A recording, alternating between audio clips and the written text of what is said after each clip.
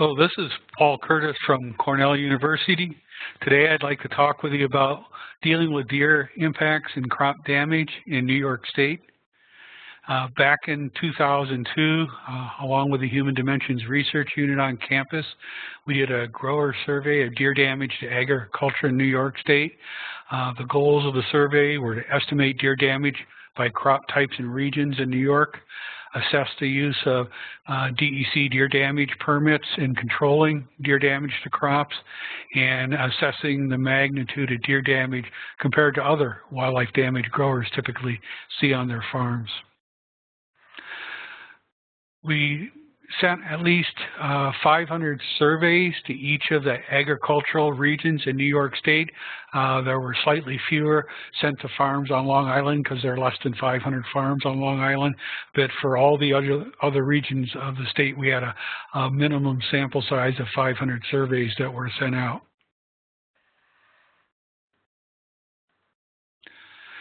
We looked at results. The reported deer damage by region was highest in western New York, with total estimated losses of about $20.4 million in 2002. Southeastern New York was the second highest region of the state with deer damage, with almost $15 million in crop losses, and then damage dropped off considerably in other parts of the state, and the areas that had the lowest amounts of deer damage, and probably because of less agriculture in that region, was northeastern New York with just under $1 million in crop losses per year. We looked at crop types. Grain crops topped the list, probably because of their widespread distribution in New York State. Grain crops accounted for about 23% of the total crop losses. They're almost $14 million a year. The second highest crops in terms of losses were nursery products and tree fruits. Both of these crops are extremely high value and had between $9.5 and $10.5 million in losses each. Overall, total estimate of statewide deer damage in New York State was just under $59 million, so it's a substantial economic loss for growers. We asked farmers across the state what wildlife species were responsible for the damage and crop loss.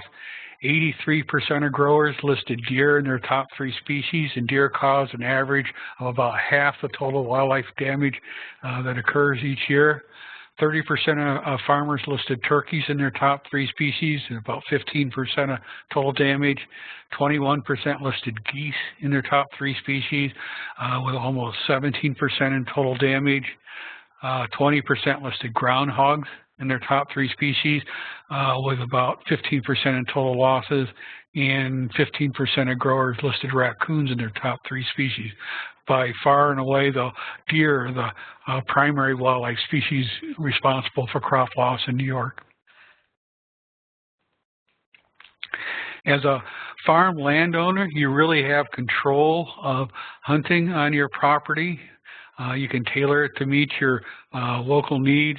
You can provide restrictions to hunters on who, when, and where, and how many deer can be taken. You can also encourage hunters on your property in terms of distribution of sex and age and number of deer to be taken. Some landowners even add marksmanship requirements to try to reduce wounding loss in deer. But on any farm property, you need to check and see if there's any local town or villages ordinances that might override state regulations. It's really important to consider harvesting does versus bucks if you want to control deer population growth and potential damage. There's various regulations and scales for deer management in New York State. Most of the state laws and regulations are written to manage deer populations at the state or wildlife management unit scale. But there are things that individual property owners and farm landowners can do, such as the Deer Management Assistance Program or deer damage permits, and we'll talk in a bit more detail about those. When we asked growers in the statewide survey what their hunting policies were, it's not surprising. About 83% of farm owners allow hunting on their farms.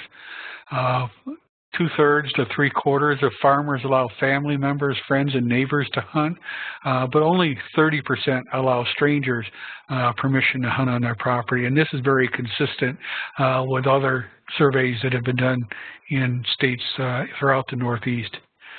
For the 17% of growers that don't provide hunting access on their property, liability and hunter problems were listed as their primary concerns. Most farmers did not restrict the sex of deer taken on their farms. Only 9% required that some does be taken, and 6% of farm owners who allow hunting only allow buck hunting.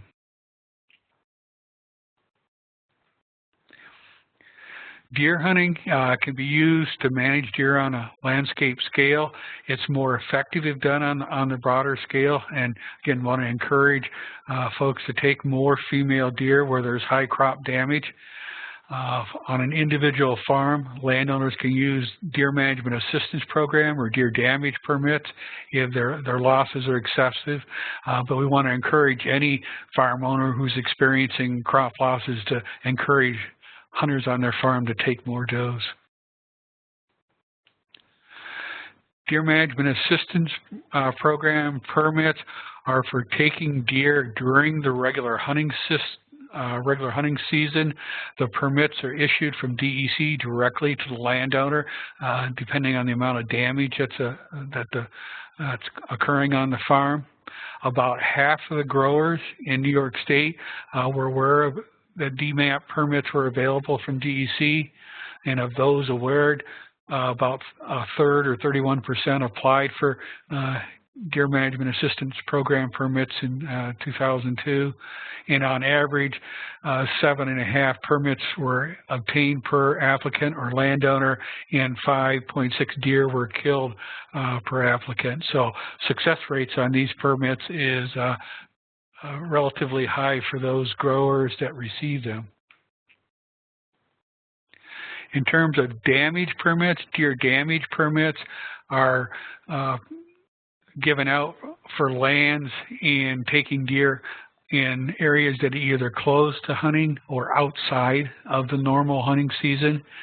It's usually for antlerless deer only. Deer damage permits are really not hunting permits, so they allow things that can't be permitted during normal hunting seasons. For example, you can use corn bait to attract deer into safe shooting areas. DEC may authorize the use of lights for shooting deer until 11 p.m.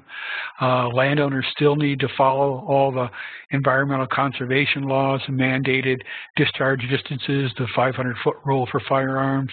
The limit of deer taken on a damage permit is based on the number of tags issued by DEC, which is again linked to the amounts of damage growers are seeing. And then each year there's a report required by DEC on the age and sex of deer taken on the lands.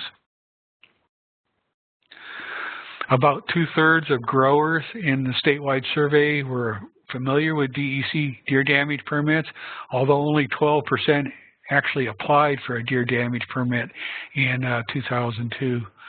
About 15% of farmers with permits in hand said that they had difficulty finding designated shooters. Many of these permits are issued during the active growing season during summer. So it's, again, taking deer at times of the year when it's hot and humid out. Often does will have fawns that time of year, and the normal hunters aren't interested in filling damage permit tags. So some growers can have difficulty finding shooters. On average, though, 8.5 deer damage permits were obtained per applicant, and 7.3 deer were killed per applicant. So again, very high success rate for those who have permits. There are a lot of factors that influence deer feeding pressure in areas and whether a local farm might experience damage or not. By far, the biggest factor is deer population density. The more mouths there are to feed, the more likely growers are likely to see crop damage. Food and cover sources are really important. Deer have routine bedding areas and feeding areas, and if farms are near those farms that are closest to the cover sources often experience higher damage. Travel corridors are important. Alternative foods and season and weather, that's particularly important for things like fruit trees that are perennial. A lot of the deer damage may occur to woody twigs and vegetation while there's snow cover on the ground in the winter. The same may be true for nursery crops. Deer nutrition's important. What are their fat reserves? How difficult has the weather been during the year? Palatability of food types and previous experience also influence pressure. So farms, even though they may be very close proximity to one another, may see very different levels of deer damage and feeding pressure. Whenever a farmer or landowner is considering deer management options, we like to approach that from an IPM perspective or integrated pest management perspective. And what growers should try to do is look at the combination of techniques that are available that's going to reduce the damage to tolerable levels in the most cost-effective way. It may mean that in some situations fencing might be the most viable long-term solution. Population management through hunting or damage permits might be suitable for some farms. Repellents may have limited application, especially for farms that have shorter growing seasons or deer damage that's a very short duration. And then not so much for farmers, but for other homeowners and things, plant selection can be important. Deer exclusion alternatives can vary depending on the crop type. Again, for things like fruit trees or nursery crops where deer damage may occur year-round, where deer damage may be particularly heavy in the winter months, 8-foot-high woven wire barrier fences are the most effective solution. During the growing season, less expensive electric fences can be very successful, especially for smaller fields. Baited electric fences tend to work better than just stringing electric wires alone. The reason for this is it trains deer to the fence. You can put aluminum foil over an electric fence with a mixture of peanut butter and oil, and that attracts the deer. The scent attracts the deer to the flagging on the fence, and they tend to touch the fence with their nose or their tongue for the first time and receive the voltage right through their nose. And that creates a very strong aversive conditioning, and they often don't challenge the fence again. Invisible fencing and dogs have been looked at for fruit orchards in New York State, primarily up in the Lake Plain area, Oswego County. What we found with experiments with invisible fencing in dogs is that dogs acted really much like repellents. We found significant reduction in damage to young apple trees during the trial on areas that were protected by dogs. And during the second season of the experiment, the young trees had almost 3 times the growth of those in control or check areas. The thing about using dogs, they need to be inside an invisible fencing system and contained. The dogs just can't free range in an orchard situation. That would be illegal in New York State. And the grower's got to be willing to accept some levels of damage. Dogs don't completely eliminate damage, though they can significantly reduce it. In summary, if we look at the various deer management control techniques and option, exclusion, things like fencing by far provide the best long-term deer control for crop, but it's also the most expensive technique. So growers got to weigh the amount of damage they're seeing versus level of control needed. We strongly encourage harvesting female deer on farm areas to try to reduce overall populations and damage level. Most growers consider lethal deer control with DMAP permits or deer damage permit at least somewhat effective for reducing deer damage. And then again, in orchard settings, dogs and invisible fences had a positive economic return for growers in fruit orchards. That concludes the information I'd like to present on crop damage. Hopefully you found information that will be useful in your farm setting. Thank you.